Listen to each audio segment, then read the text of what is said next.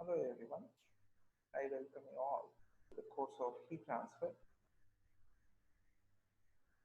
In today's session, we will discuss few more problems pertaining to heat exchangers.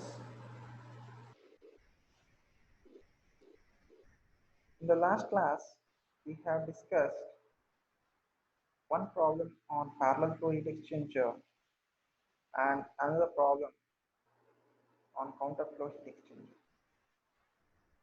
Now we will look into some more problems. First problem goes like this. Water flows at the rate of 65 kg per minute through a double pipe counter flow heat exchanger. Water is heated from 50 degrees Celsius to 75 degrees Celsius when oil flowing through the tube. The specific heat of the oil is 1.78 kilojoules per kg Kelvin. The oil enters at 115 degrees Celsius and leaves at 70 degrees Celsius. The overall heat transfer coefficient is 340 watt per meter square Kelvin. Calculate heat exchanger area and rate of heat transfer. Now, before we begin, let us understand what are the given data. Now, water flows at the rate of 65 kg per minute. So, this is the flow rate of water. The unit is in kg per minute. You need to convert it into kg per second. So, divide 65 by 60. So, we will be having unit in terms of kg per second. And he has also given it is a counter flow heat exchanger. The schematic diagram corresponding to counter flow heat exchanger has to be drawn here. Next line, water is heated from 50 degrees Celsius to 75 degrees Celsius by an oil flowing through the tube. It means that the water is being heated. It implies water is cold fluid and the hot fluid is oil. So that we have understood.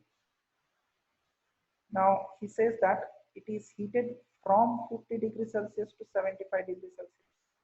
It means the inlet condition of the cold fluid is 50 degrees Celsius and outlet condition or outlet temperature of the cold fluid is 75 degrees Celsius. I can write TCI is equals to 50 degrees Celsius, TC naught is equals to 75 degrees Celsius. The specific heat of the oil is 1.780 kilojoules per kg Kelvin. So oil is a hot fluid, hence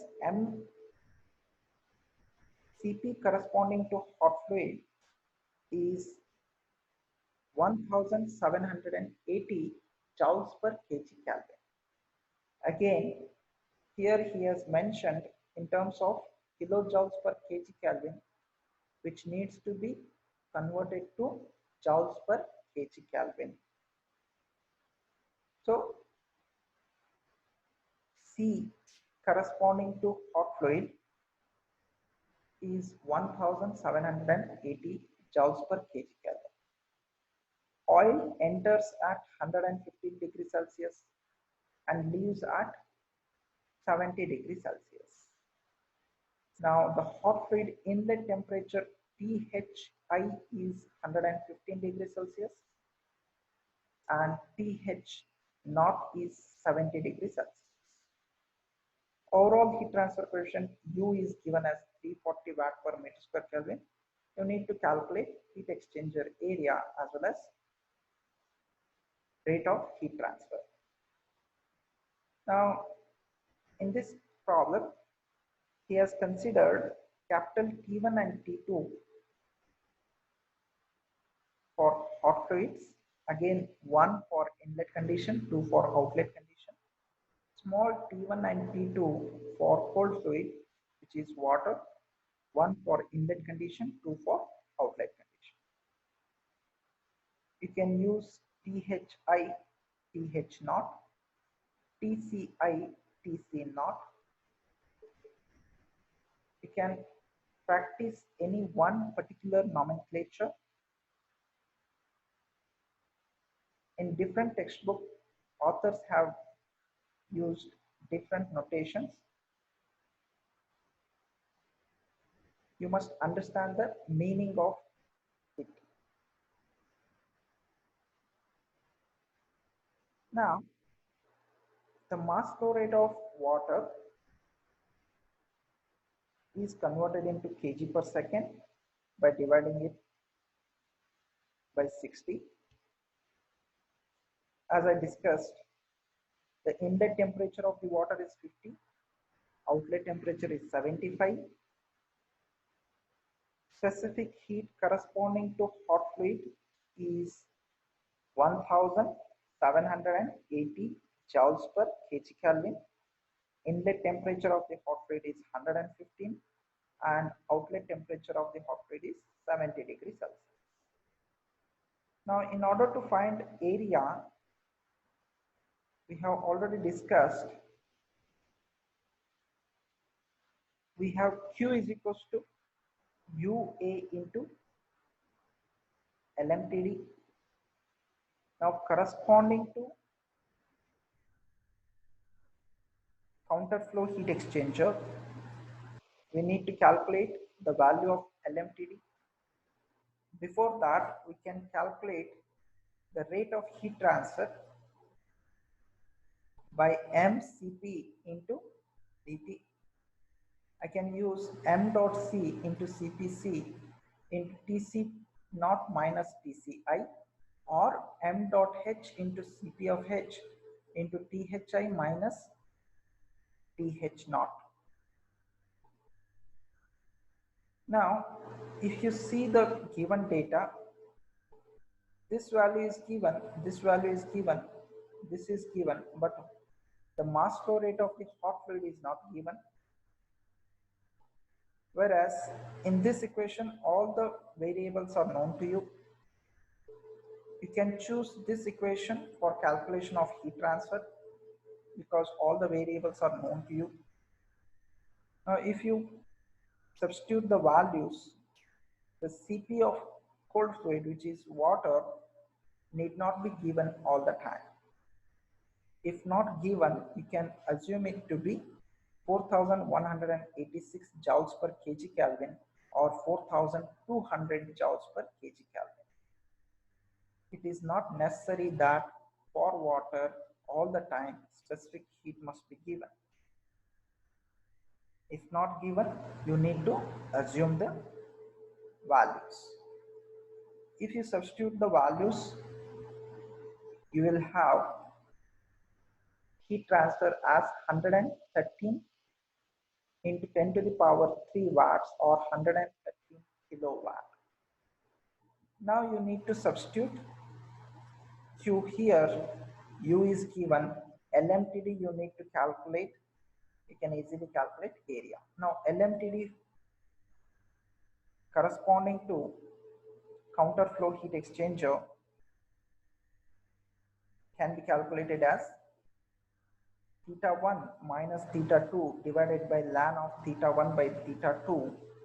We have discussed already, where theta 1 is Thi minus Tc naught minus of theta 2 is Th naught minus Tci divided by ln of theta 1 by theta 2. If you calculate, you will end up with a value 28.8 degrees Celsius. Now, from equation 1, you calculated this. So this value is given. You have also calculated Q only unknown is area, which can be calculated as A is equals to Q upon U into LMTD. Now, if you substitute the values, the area of the heat exchanger, you will get it as 11.54 meters square.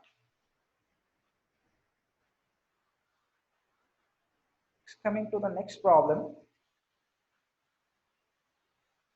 a parallel flow heat exchanger is used to cool 4.2 kg per minute of hot liquid of specific heat 3.5 kilojoules per kg Kelvin at 130 degrees Celsius. A cooling water of specific heat 4.18 kilojoules per kg Kelvin is used for cooling purpose of a temperature of 15 degrees Celsius. The mass flow rate of cooling water is 17 kg per minute. Calculate the outlet temperature of the liquid, outlet temperature of the water, effectiveness of the heat exchange.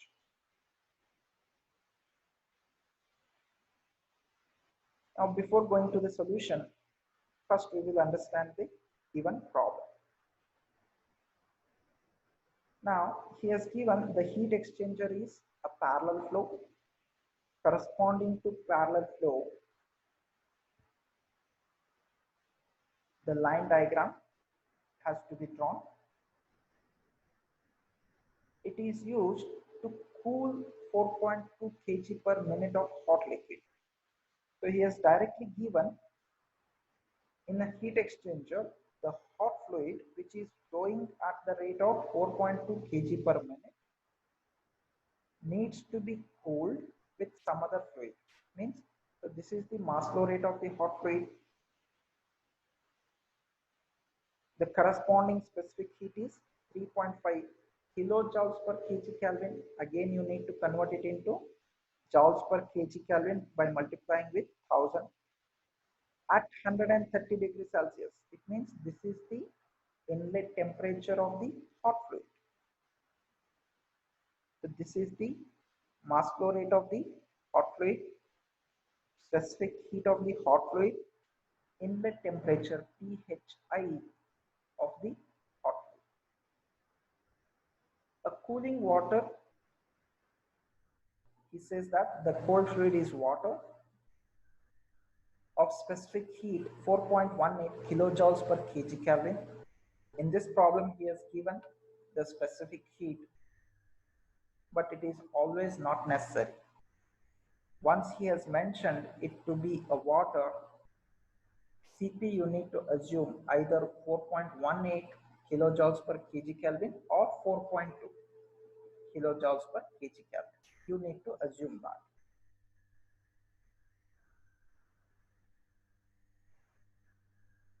It is used for cooling purpose of a temperature of 15 degrees Celsius. It means this is the inlet condition of the water. Tci is 15 degrees Celsius. The mass flow rate of the cooling water is 17 kg per minute. Again, this has to be converted into kg per second. You need to calculate the outlet temperature of the liquid, outlet temperature of the water, and effectiveness of the heat exchanger.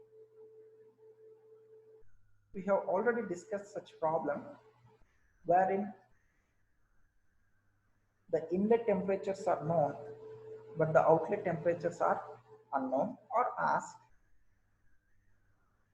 In such cases, first you need to calculate NTU, then you need to calculate effectiveness.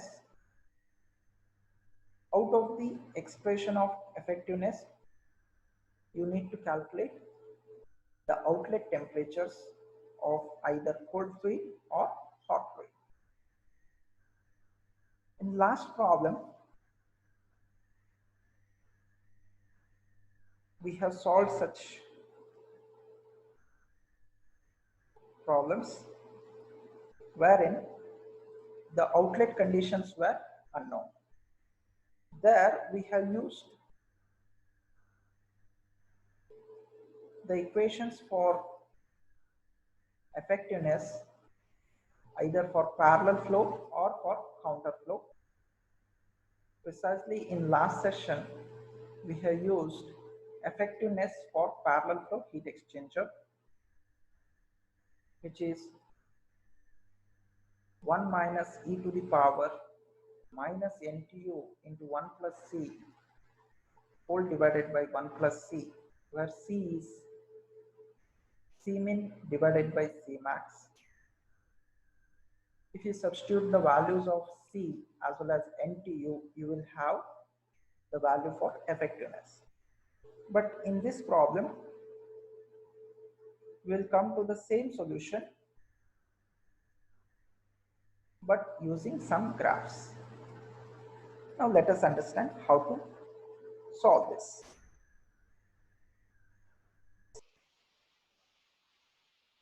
The mass flow rate of the hot fluid is converted into kg per second, which yields a value of 0.07. The specific heat for the hot fluid is 3.5 joules into 10 to the power 3 joules per kg Kelvin.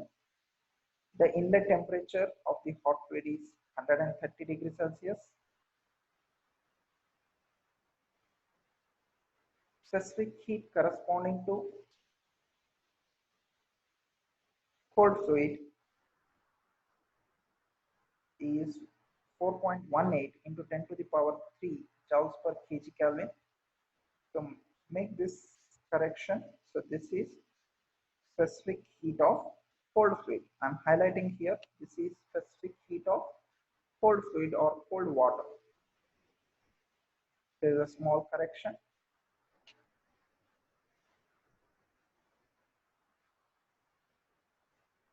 The inlet temperature of the water is 15 degrees Celsius and the mass flow rate is 17 kg per minute.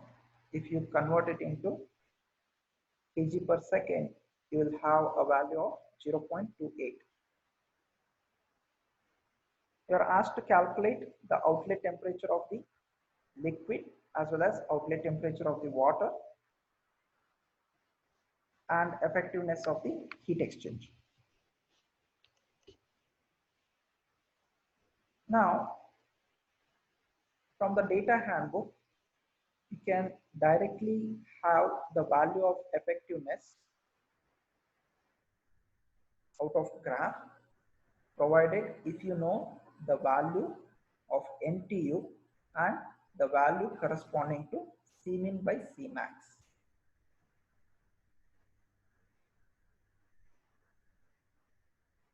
First, you need to calculate the value of NTU. NTU is nothing but UA upon Cmin, where Cmin is heat capacity corresponding to the minimum value. It could be CH or CC. Now first we need to calculate the heat capacity corresponding to hot fluid as well as heat capacity corresponding to cold fluid. Heat capacity is given as the product of mass flow rate and specific heat. Now if you calculate heat capacity corresponding to hot fluid is 245 watt per Kelvin and that of the cold fluid is 1170.4 watt per Kelvin. Now by comparing heat capacity for hot fluid and cold fluid, we come to the conclusion that heat capacity for the hot fluid can be considered as minimum heat capacity. Now, Cmin becomes CH, which is 245, and Cmax is CC, which is 1170.4. Now first you calculate the value of NTU. NTU is nothing but UA upon Cmin. So you have been given as 1100, A is 0.3, and Cmin you need to use this value. If you calculate, you will have NQ as 1.34. Simultaneously, if you calculate the value of C, which is Cmin by Cmax, you will have a value of 0.209. Now coming to the graph,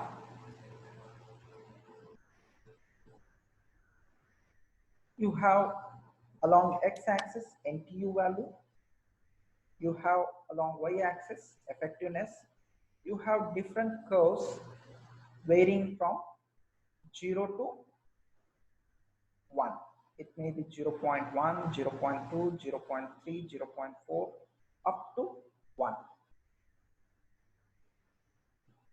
Now you have this Cmin by Cmax as 0.2 and the value of NTU as 1.34. Corresponding to 1.34, draw a vertical line. See that it should cut the curve corresponding to 0.2. If you take a horizontal projection, the value at which it cuts the y-axis is the effectiveness. Now in this case, the effectiveness is 0.64 or 64%. You have different graphs for effectiveness. It could be parallel flow, it could be counter flow, it could be cross flow. You also have the graphs corresponding to both fluid mixed, one fluid mixed and other fluid unmixed. So care should be taken while choosing the graph. All the graphs look like same, but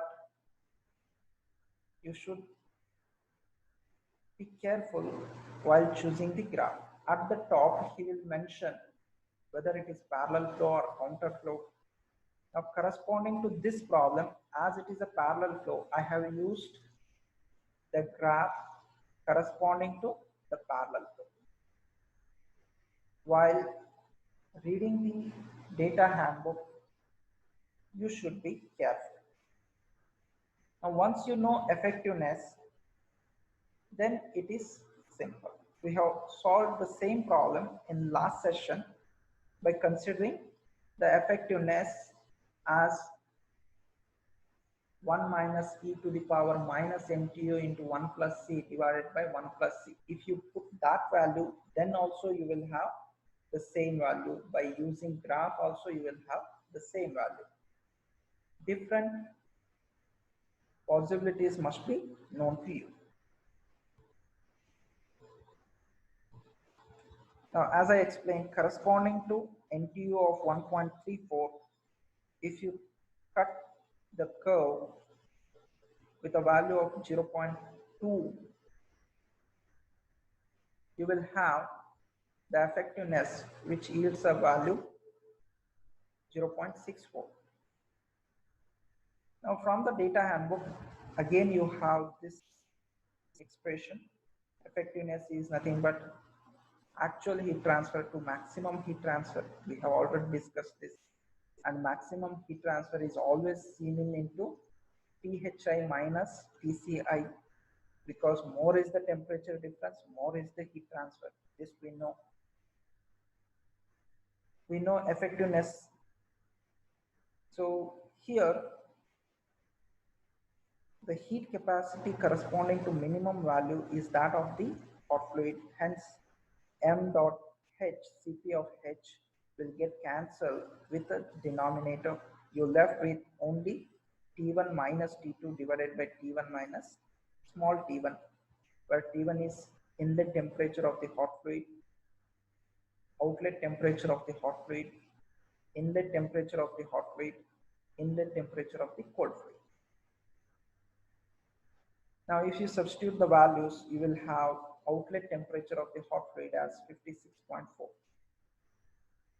Here also you can calculate the outlet temperature of the cold fluid by replacing this with m dot c into Cpc Tc naught minus Tci upon C min into T1 minus T1 or Thi minus Tci.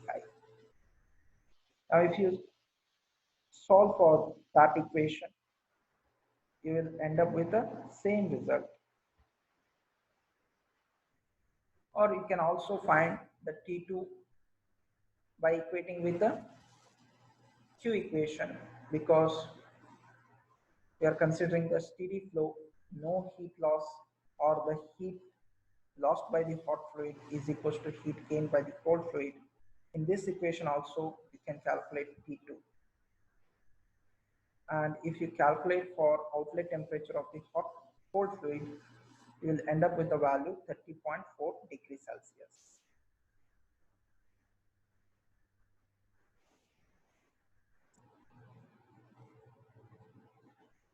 Let us consider another problem.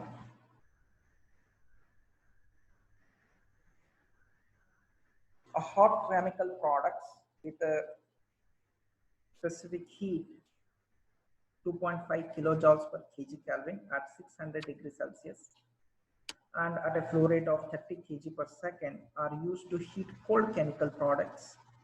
So this corresponds to cold fluid at 200 degrees Celsius at a flow rate of 20 kg per second. In a parallel flow heat exchanger, the total heat transfer area is 50 meters square. Area is missing here, you can consider that. And overall heat transfer coefficient is 1500 watt per meter square Kelvin. You need to calculate the outlet temperature of hot as well as cold chemical products. Again, it is very much similar to the previous problem. So he has asked for the outlet temperatures of the hot fluid as well as cold fluid. I'll explain you how to calculate. First, you need to calculate the value of NTU. He has given area, he has given U value. Mass flow rates are given for both hot fluid as well as cold fluid. Specific heats are given for both hot fluid as well as cold fluid. So calculate heat capacity for hot fluid as well as cold fluid, m dot c into Cpc. Consider the minimum value, calculate NTU. Once you know NTU, NTU is nothing but UA divided by C min. C min you can choose by the product of these two or these two. Once you know NTU, you take the ratio of C min by C max. Again, corresponding to parallel flow heat exchanger, go to the graph corresponding to NTU along x-axis. Draw a vertical line which will cut the curve corresponding to the ratio of C min by C max. Take the adjacent value of effectiveness as explained in the previous problem. Once you know effectiveness, it is easy to calculate the unknown temperatures. The same will be explained here. If you see, yeah, you can see he has calculated the heat capacities for hot as well as cold fluid. So CH is 75 and CC is 117. So obviously CH becomes Cmin. Take the ratio 0.64. NTU is nothing but UA multiplied by Cmin. You will have a value of 1. Now corresponding to NTU is equals to 1, and if you see here, I will explain.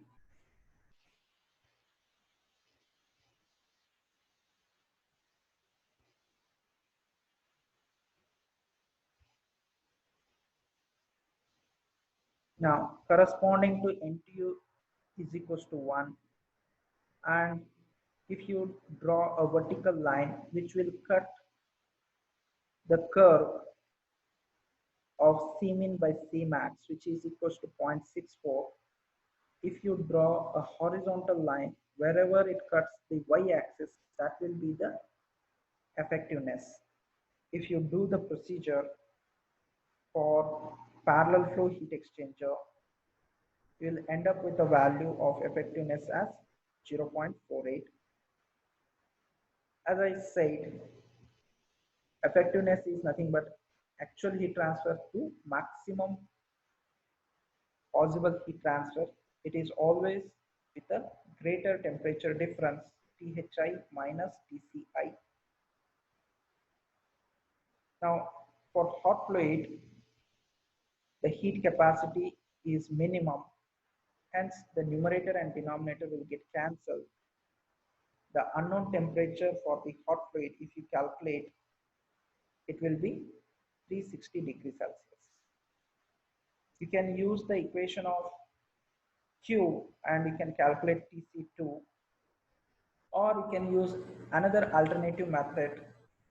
You take the same effectiveness equation, instead of m dot h into Cph into Thi minus Tc naught, Th naught, you can put m dot c into Cpc into Tc2 minus Tc1 or Tc naught minus Tci. The denominator you keep same. Then also you can have the same value of Tc2 is equals to 253.06 degrees Celsius. You can do either by this method or using the expression for effectiveness. I insist you to verify the value. You will have the same value of 253.06 degrees Celsius. I hope it is clear to you. With this, I will stop here. In next class, we will study the boiling and condensation and the curve for that. Thank you.